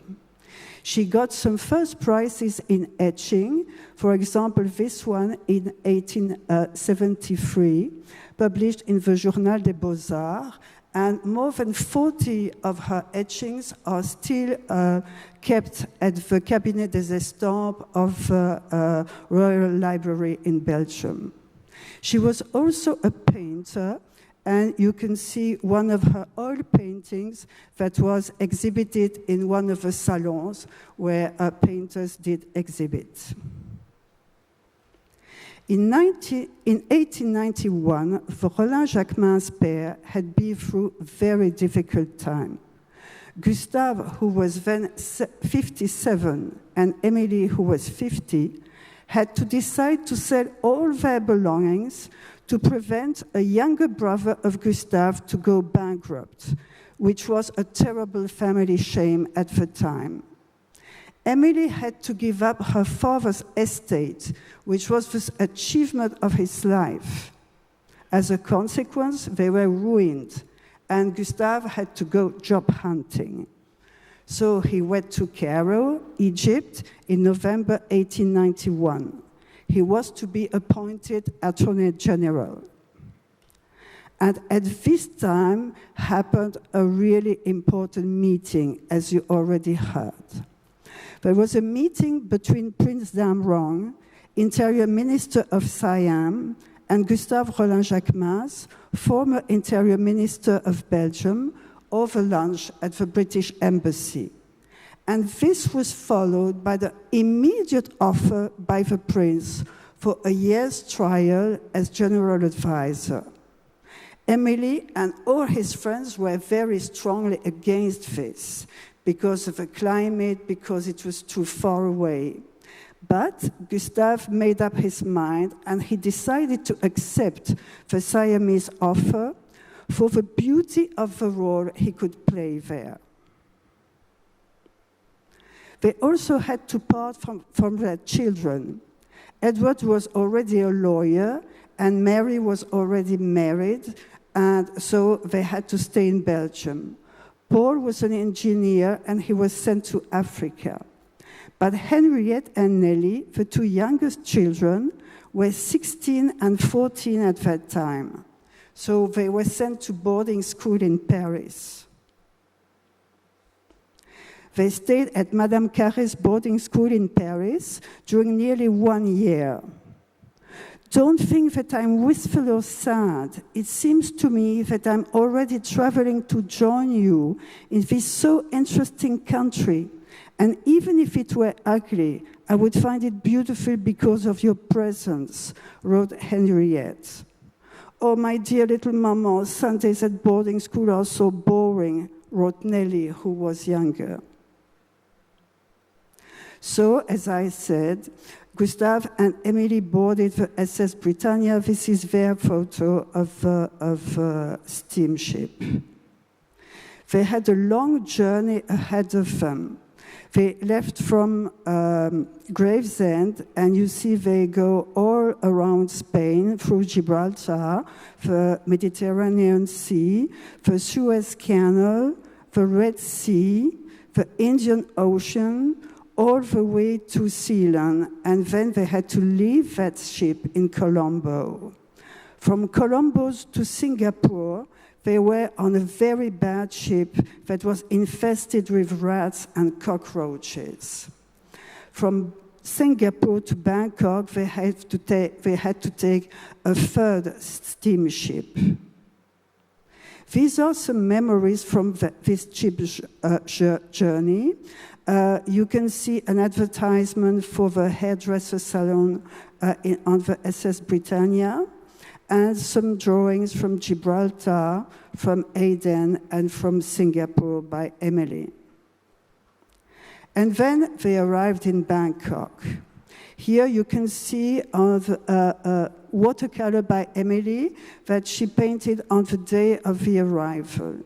I can't tell you how everything here is bright and shiny. We had a boat tour on the Menam. It's a curious mix of steamboats, telegraphs, telephones, tramways, canoes. The king's brothers and ministers are charming. Your father is very pleased. The princes are very intelligent and speak good English, writes Emily very soon. We are still in the Oriental Hotel. In a few days, I will visit the palace and the white elephants. And here's their daily life in October 1892. Every morning before 7 a.m., I wear a skirt, a colored blouse, my gray hat. We eat a fruit, a drop of tea or coffee, and off we go in an open carriage, pulled by two fast horses the size of big dogs. We enjoy a ride during this rather fresh hour. We often visit our future house. Your father, Gustave, works from 9 a.m. until 1 p.m. At 4 p.m., I must be fully dressed. There are always visits. I had visits of all the ministers. At 5 p.m., we try to escape to pay some other visits. Formal dinners takes place at 8 p.m. And Gustave writes, when I meet the king or the ministers, it's between 8 and 11 p.m. Here, patience is the main virtue. Your mother helps me to adapt myself. Our first home in Bangkok was Oriental Avenue. Emily writes in January 1893, Gustave has an ever-increasing workload, but it's so interesting that he's delighted. There's only one problem with his house that bothers him a lot, pianos. Gustave was a very good musician and a very good piano player himself. Oriental Avenue is literally populated with pianos. And all these expat ladies are playing very badly, out of tempo, and all day long. It's a nuisance that we didn't expect to find in Bangkok. Some days Gustave says he can't stand it anymore, and I feel the same. And here are the first watercolors and photos by Emily in Bangkok. So you see a clown watercolor, and you see a photo of the clown that I had remastered, and a photo of the Menam. So she took the photos, and she developed the photos herself. A few watercolors and photo, windmill roll, and of the right part of a slide, views near the palace. Sunsets are very sudden and beautiful. And also a few views of the palace, the royal pier, and one door of the palace. And these drawings were made to send to their daughters in Paris to let them know how life was actually in Bangkok. So street views of Bangkok, and here again you see a road, a street view by pencil and a photo. Also street scenes, you can see a monk, you see people in the street and a street kitchen on the blue paper. And out of Bangkok, and these are really very lovely watercolors on the road to Ban Pain.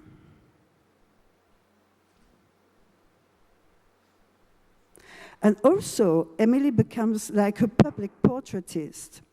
This morning, she writes in April, I had some real fun. My chambermaid came to ask me whether I would agree to paint the portrait of a baby. I did agree, and soon came 2 trays covered with lychees, pears, and fresh eggs. Then I saw a very cute little boy of 5 years old with his mum. Both were covered with jewels. The mother said she wished eagerly to have her son's portrait, and she would pay me whatever I wanted. I said I didn't want to be paid, and began to work.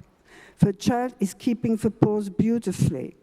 I began a big watercolor, paying attention to every detail of the jewels. But during this time, the French-Siamese relationships were very tense. And Emily writes in March and April, the French gunboat, Le Lutin, is moored in Bangkok, just in front of a French legation. The main problem on the agenda concerns the negotiation with France about the rectification of the national borders. And she writes, the entire French colonial politics, I hope there are no French people here, in Indochine is far from destroying the very low opinion that one can feel about the French in this sad Panama affair. And if you look at the borders of the country,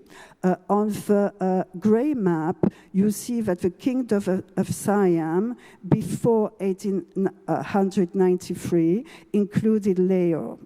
And afterwards, you can see how the Kingdom of Siam, in white, is really surrounded by the British Empire in red, by the French Indochine in yellow, and by the Netherlands Indies in pink. In April, Emily wrote, politically, the situation is as tense as possible. The French are obviously preparing some aggression. Another French gunboat is arriving in Bangkok. The government has decided to resist. I don't need to tell you how the situation captivates Gustave. His health is excellent, but he suffered from the heat. He's literally melting and has lost a lot of weight. From this period, we also have a letter from Prince de Wadongse, who was the Foreign Affairs Minister at that time, really appreciating the contribution of Gustave. In May 1893, Emily writes, Gustave is getting very nervous because of a difficulty to advise wisely in the conflict between Siam and France. I know that he appreciates long talks with me. We had some news from the border, and here you see a French representation of the Siamese army with cannon on top of the elephant. We had some news from the border. There has been fighting. The Siamese army has shown courage and energy. Telegraph suggests that French have suffered important losses, mainly officers, and she's got a bad tongue. One wonders if they were not victims of their own enemy soldiers. After May 1893, the situation becomes very tense, and Gustave sends Emily back to Belgium, also to get the daughters back. And she stays in France at La Bourboule, a spa city. But she's spied upon, she writes, since a few days, I guess they know who I am. This morning, I understood that my mail has been opened. I will ask Edward to keep Gustave's letters instead of forwarding them here. Thanks God, the letter that was opened did not mention any critical information. In August, Gustave writes to Emily, a project. We will once write a book about Siam, the two of us. Unfortunately, they didn't have time to achieve this project. If you love me, please bring me a good classic Latin edition of Horatius and Juvenal, a good edition in Greek with Latin translation of Homer, Herodotus, Thucydides, Xenophon, and Polybius. Pipes, tobacco, and cigars, unfortunately. After all these selfish demands, I kiss you and our children in a hurry. In October 1893, Emily and Henriette go back to Bangkok. They board the Oldenburg in Geneva. And here you see two views of this journey by Emily, the Red Sea and the Mount Sinai. But Emily is also teaching Henriette how to draw and how to sketch. And of the left-hand side, you can see a few sketches by Henriette, an old maid, an Italian gentleman, English officer, and a Portuguese consul. And on the right hand, there are two sketches by Emily. On the 25th November 1893, Emily and Henriette arrive in Bangkok. Henriette writes, "We found Papa delighted and deeply moved on our arrival. The gates of our house were decorated with red flags bearing white elephants. Yesterday, when I was drawing the monkey, I had the visit of a young Siamese girl with her maid and 3 other girls. They begged me or Maman to draw their portraits." And you see some of the portraits.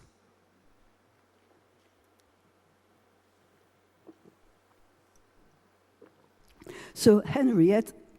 also began to paint some street views, and on the right-hand side, you can see a little shop on Sapatoon Road where they lived. Unfortunately, the place where their house was is now a shopping mall.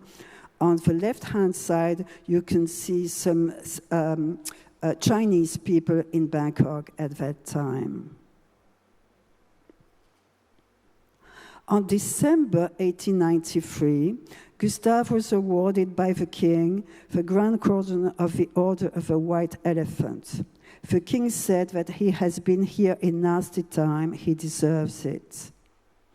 And Emily writes, "We saw that the enormous palace place was all decorated. There were illuminations, Siamese outdoor theaters, fireworks."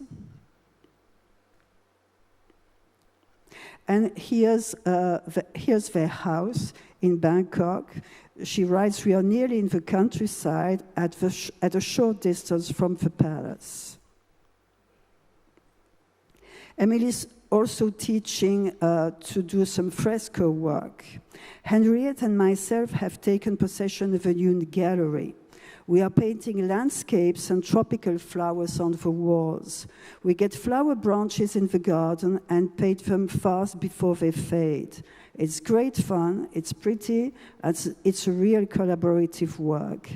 And here you see in the background, it's Emily sitting with Henriette, and you can guess the flower decorations. But Henriette is also set to work. Here you see a watercolor by Henriette of Gustave working in his office. Henriette has been set to work actively as a translator from French into English and as a copyist for Gustave. She's in charge of everything confidential in the Frayot affair. Gustave works long hours at night. Last night he came back at 3:30 a.m. Everything has to be ready for the beginning of a trial. Henriette is learning Siamese quite fast. But they also have fun and adventure. And here they've been to Koh Si Chang, an island where King Rama V had a palace at the time. We have been thrown on a deserted coast with a prospecting of spending the night in an old temple with green coconuts as only food. We have walked in the sea and then on the sand with only one shoe for Henriette and myself. We were getting really hungry when we saw a small boat coming to our rescue with a pudding and a bottle of wine. The pudding was damp with seawater, but we found it really tasty. And at the bottom, you see, we don't know who's diving, but obviously one of them. On June 1894, there's the arrival of a new legal advisor, Robert John Kirkpatrick. He was nearly the perfect fit for the job description by Gustave. Very good health, experience with traveling, an important amount of philosophy, good mood, and patience. A very solid background in law with reasoning, good skills in writing, and fluency of speech. A very good knowledge of the English language, but he was of Scottish origin, and a natural ability to learn new languages. In June 1894, His Majesty King Rama V comes back from Koh Si Chang. He's been severely ill. When the king saw me, writes Gustave, he saluted me from afar by smiling. And arriving before me, he took my hand, which he held with his two hands on his heart. He told me that he had been very ill, that he was better now, that he could not sleep, that the affairs with the French tormented him. And then he said to me with emotion, "You will always be the same for me, isn't it?" Very moved myself, I told him what my feelings suggested to me. Before leaving me, he still asked some news about your mother, Emily, and of Henriette. And then Nellie, the youngest daughter, joins her parents in October 1894. And here you see the whole family together in front of their house. And through the window, it's difficult to see, but you can see Robert Kirkpatrick. And here they are in the vegetable garden, because Emily also grew vegetables. She didn't like to eat tin food, and expats often ate tin food. So she got seeds from Belgium, and she grew her own vegetables. So here you see the green beans growing, and also the artichokes. And here you see the two sisters' daily life. Here is Nellie writing on the veranda. It's a watercolor by Henriette. You see the two sisters receiving mail in front of her house. And you see the two sisters on the family boat for a little boat tour. They also had animals. They had numerous ducks and hens and roosters. There was Nelly's dog called Berke, and they had a cat called Little Tim. They also had a monkey who was on a tree just in front of Gustave's office. And it was great fun for him just to have a look at the monkey. And then, of course, reforms. Emily writes in December 1894, "Your father is very pleased that His Majesty agrees to a set of reforms. He is so convinced that the reforms are very essential to save the kingdom of Siam that he had decided to resign if no decision could be obtained. But an important decree has been signed yesterday, another will follow tomorrow." Gustave speaks and reads Siamese quite fluently, as we all do, but Kirk is the best. Unfortunately, on January 4, 1895, Prince Vajiraunis, who was the crown prince, died of typhoid at 16. After his death, Gustave was called first with His Majesty and his brothers, and he attended all the sad and interesting ceremonies. He was very sad and moved as he saw the poor young prince. He found him nearly unchanged. "The king said to your father that he had been through so much sorrows during the last 3 years."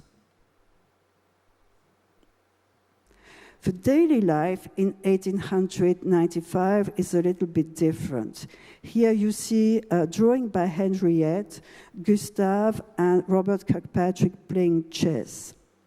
After breakfast, we go briefly in the garden. Then Gustave works with Kirk. Henriette is at her desk. Gustave receives a lot of visits. We enjoy a good lunch at 1 p.m. Kirk is always there, except on Sundays. After lunch, Gustave plays the piano while Kirk falls asleep with a newspaper. A little before 3 p.m., Gustave goes back to his office with Kirk until 5 p.m. We have a light dinner. Gustave smokes, works, and leaves for the ministry around 9 p.m. There he reads the correspondence, meets with Princess Damrong and Ewa Wangze. He comes back between 10 and 12 p.m. So he was really a hard worker. In April 1895, the whole family goes back to Europe. Aunt Bayan leaving Singapore. And the king asked specifically Emily to bring 2 of his sons with the family. The young princes fall ill during the journey with influenza, and they were under Emily's care. And she's also escorting herself, the 2 young princes, to London, as she promised to His Majesty's. When they go back to Bangkok during the winter 95-96, they travel differently. They go by train through Switzerland, Austria, and then Hungary, Romania, and Turkey. Gustave wants actually to meet with the British ambassador to the Ottoman Empire in Constantinople. Then they board a Russian ship from Constantinople to Cairo, and from Cairo all the way to Singapore and then Bangkok. And these are images from that trip. So on top you see a sailor and a Dutch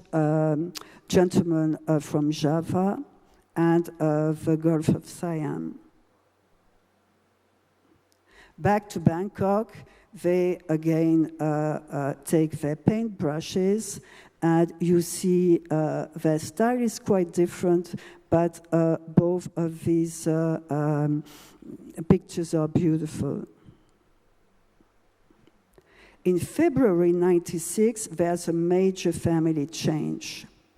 After the ball, writes Emily, when we came back home, Henriette announced that Robert Kirkpatrick had asked for her hand. Gustave was already half asleep, and he was so surprised that he thought he was dreaming. I don't have a single minute left. Kirkpatrick is leaving through one door to come back by another one. In May 1896, there's a wedding in Bangkok. The bride's best men were Prince Hong Mei and Prince Dam Rong. The groom's best men were Prince Dewa Wongze and Prince Bijit, who was Minister of Justice. Henriette's train was carried by 2 little noble girls sent by the Queen and covered with diamonds.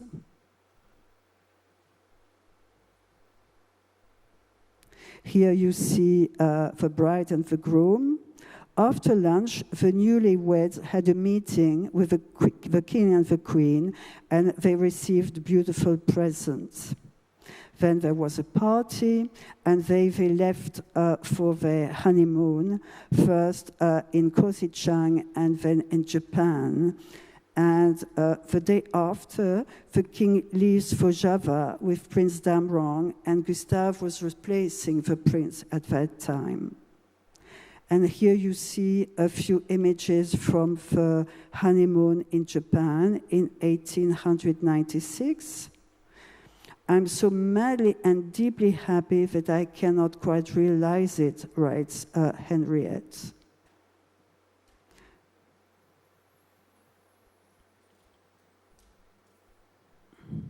This is the Iris Garden.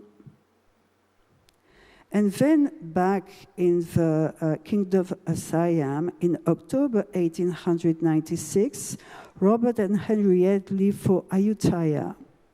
The letter is so romantic. We left Bangkok on Wednesday afternoon. Our fleet featured 2 steam launches, each of one towing a boat. On one boat, we had the luggage and the cook. On the other, our deck chairs, our small bags, and our books. We stopped at sunset. Our boats were moored at the pier of an old temple under some big trees. We had forgotten to take some petroleum for our lamps, and we enjoyed a perfect dinner in the delightful light of a full moon. The next afterwards, we docked at a charming floating house. And here's the floating house in Ayuthaya, where Henriette and Robert Kirkpatrick have lived for a few months. On the top, you see the photo, and at the bottom, a watercolor by Henriette. But Robert was there on the Special Ayuthaya Commission. It was entrusted to Prince Rabi, a king's son, who was working closely with Robert Kirkpatrick. At that time, there was a major backlog of untried cases. Some prisoners were waiting for judgment since up to 20 years. And the Ayuthaya Commission was the first to evaluate the courts upcountry and to judge hundreds of court cases. And Emily writes, it's indeed a very interesting, very beneficial job, much admired by everyone. And during their free time, they were canoeing in Ayuthaya, and the raft was a present by Pring Dam Rong. Emily's was also there, and she had a few sketches of the elephants present there. And then, in November 1896, there was another news. Gustave was astonished by a recent news. His Majesty has decided to ennoble him to the high dignity of Chao Phya Abhai Raja. He's to be the 3rd foreigner in 350 years to be raised at this rank. The ceremony will take place on the anniversary of the king's coronation. And on the previous day, Gustave received his sumptuous uniform, a present from His Majesty. But Lady Abhai Raja was also to be awarded the Shula Shlom Shao, excuse my pronunciation, order of a less rank than Gustave. All the ladies who were receiving a decoration had a pale blue dress code. So I had thus a pale blue satin dress with lace and a huge queue. No foreign ladies were allowed to attend the ceremony. The Queen took us to visit the temple with the statues of His Majesty's ancestors. The temple was full with flowers and lights. His Majesty gave me the box with the medal and the certificate and congratulated me so nicely. And this is Emily with her pale blue dress. Between March and December 1897, the Queen Rama V went for his first journey in Europe. Tomorrow there would be a ceremony for the swearing in of the Queen as a regent and the Regency Council. The council has 5 members, of which Gustave was. And during His Majesty's trip to Europe, Emily was in Europe at that time, and she met with His Majesty twice, once in London and one in Brussels. And the king gave her some very good news from Gustave. She had a dinner with him, almost intimate, and after dinner, she had a long and private talk with him about several topics. And he always spoke so affectionately about Gustave. When the king was back and when the Council of Regency was finished, there was a big ball. And here you see Gustave and Emily with their costumes as a Flemish mayor and his wife. In March 1898, there was a newborn in Bangkok. And this newborn that you can see on the left-hand side with her mom Henriette and her grandmother Emily, and on the right-hand side with her father Robert Kirkpatrick is my grandmother. And her second name was Sauvaba. Sauvaba was the name of the queen, and here you see the letter that she wrote to my great-grandmother Henriette to ask her to name her daughter Sauvaba. In 1898, Gustave, Emily, and Nellie left for Hong Kong and Japan. In Tokyo, Gustave falls very ill with influenza and a double pneumonia. Emily took care of him, but also she replaced him for the official visits that were scheduled. And in addition, she wrote the reports of these topics and sent them to His Majesty. Now, this trip was also a real trip. So you can see with the red signal that they went all the way to Japan, and then through the Pacific Sea, they journeyed to Vancouver and traveled all through Canada and the United States to New York City. And you can see them here near the Niagara Falls.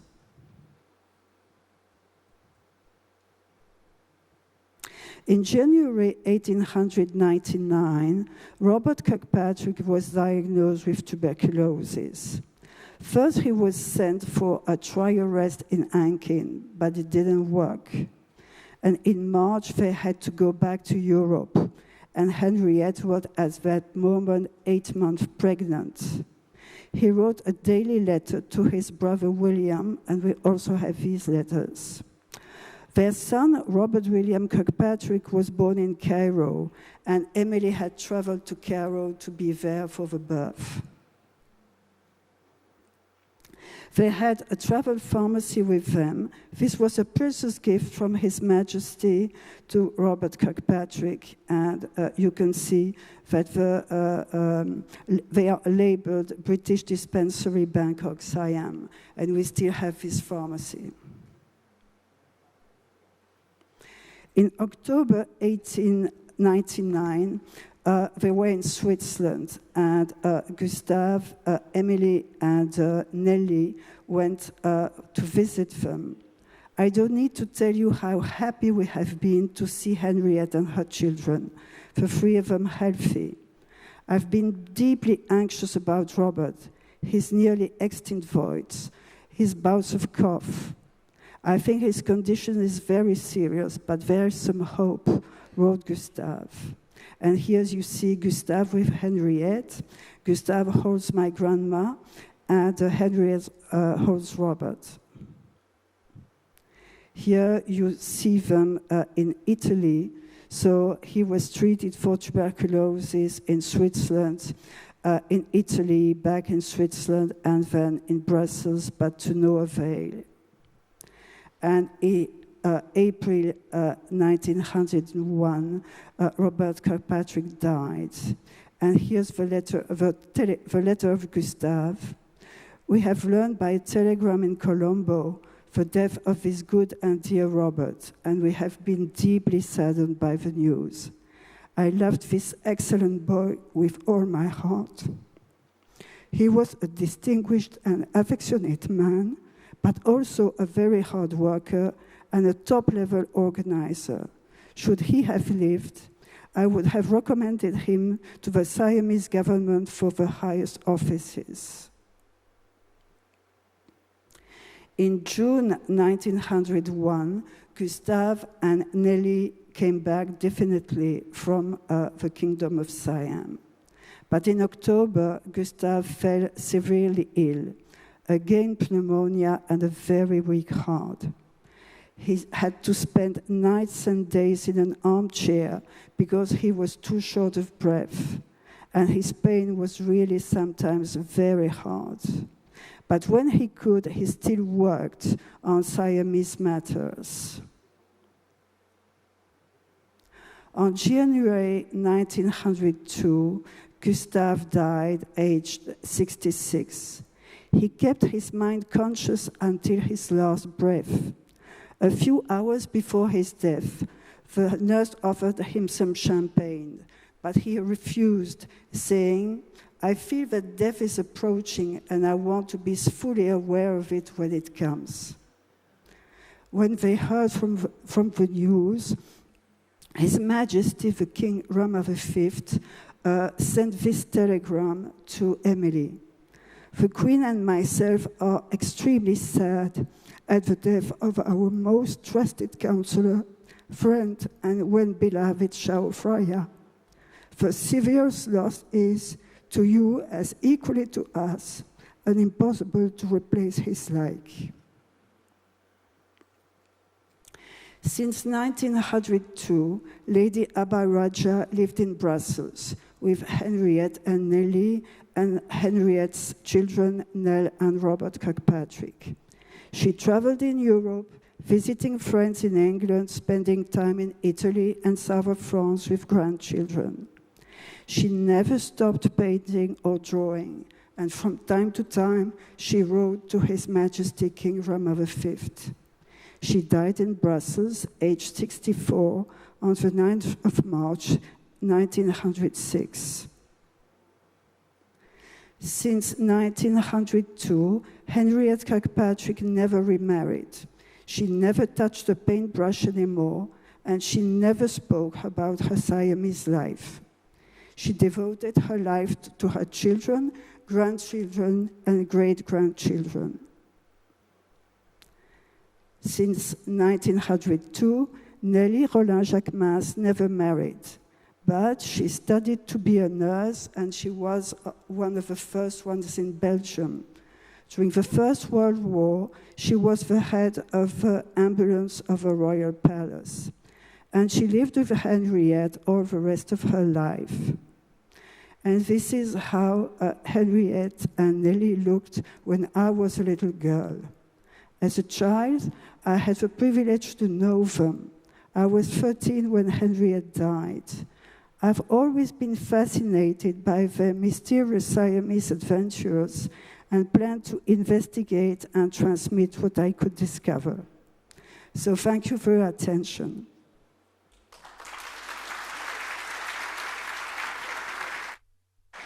Thank you very much, Dr. Veronique, for very interesting and wonderful story. It is very touching, and especially the paintings and the sketches, they are very vivid and just like the time has frozen. Would you please stay on the stage? Since we have heard about the beautiful stories from you, for this occasion, we would very much like to present you with a special gift. May I invite Count Gerald van der Straten Pontos on the stage to offer Dr. Veronique the gift, please.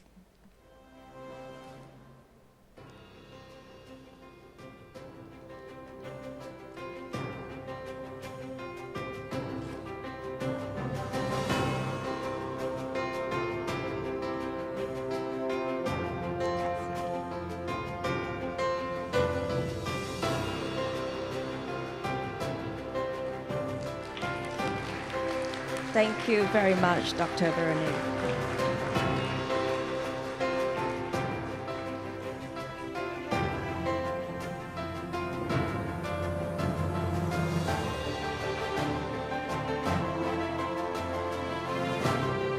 Next, may I invite Senior Justice Slaikate Wattanapan on the stage to receive a gift.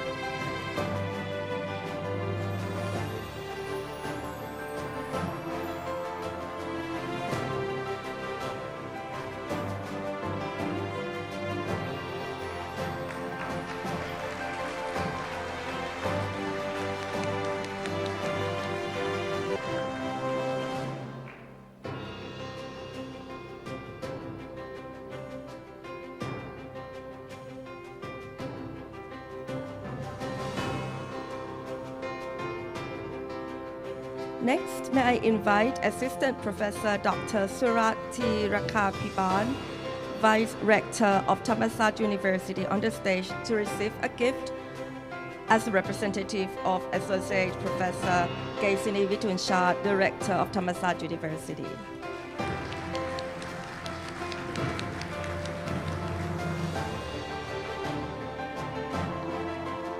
Next, may I invite Associate Professor Dr. Prokbong Sisanit, the Dean of the Faculty of Law, Thammasat University, on the stage to receive a gift.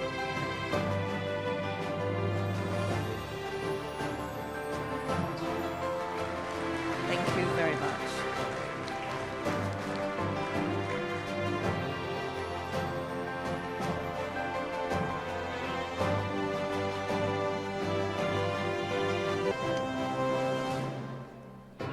Thank you. Now may I invite, may I lead the group photo session to commemorate the event, please. Could everyone stay on the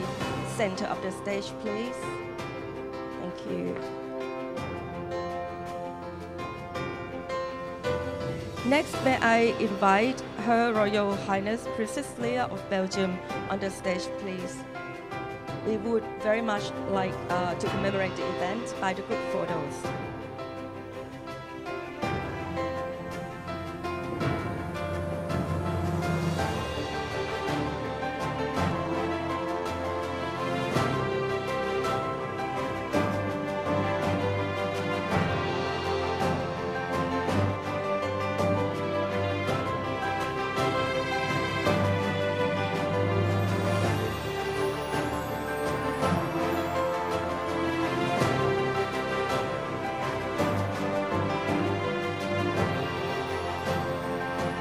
For the second group of photo, may I invite Momluang Panadda Diskul and Dr. Chirayu Isarangkun Na Ayuthaya on the stage, please.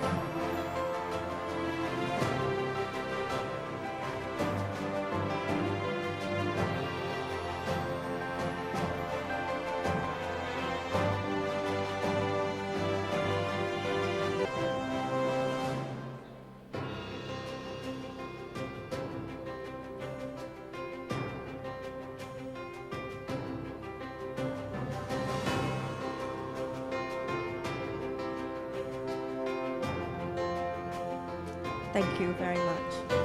The next one, please.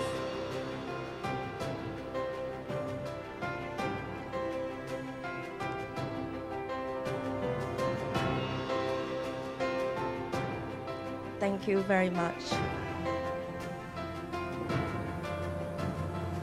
Now it is the time for the closing of the event.